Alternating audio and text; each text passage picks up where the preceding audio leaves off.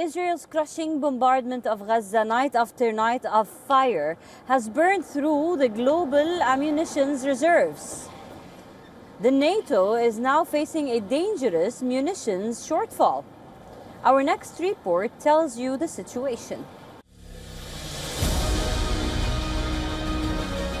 The sky over Gaza did not just break, it shattered.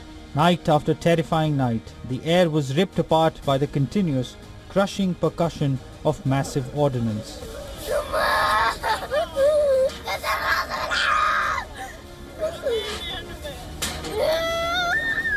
Entire city blocks evaporated, reduced to nothing but heaps of concrete and mangled steel. Officially, there is a ceasefire, but Israel continues to bombard the besieged strip.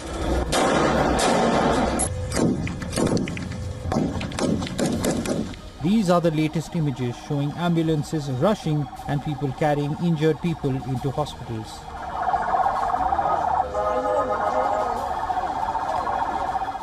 Teary-eyed Palestinians bidding farewell to those killed in Israeli strikes on Gaza. They say there's a ceasefire. Where is this ceasefire they're talking about? Where are the guarantors of the ceasefire? Every day, 10, 15, 20 martyrs die. We wake up to martyrs and go to sleep to martyrs, and they say there's a ceasefire. Unfortunately, there is no ceasefire. The Jews, Israelis, aren't abiding by the ceasefire, and there is nothing from the agreement they signed. We don't want tents, food, meals, nor rice. We want to live with dignity. We want the war to end. People are tired. People die. People have no spirit left. There is no life left in Gaza.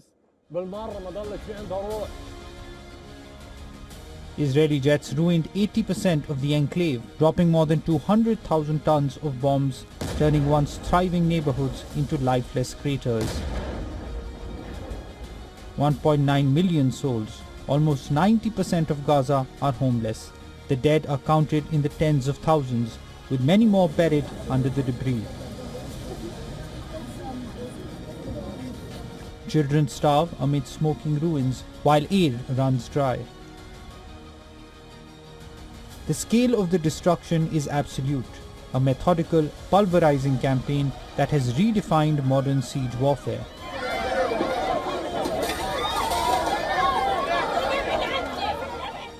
This relentless operation in West Asia has achieved more than just a devastating military objective. It has drained the West's fighting reserve to critical levels. European defense chiefs now warn that NATO's warehouses are bare. Ukraine's artillery withers as shell stocks evaporate, drained by the surge of Israeli demand.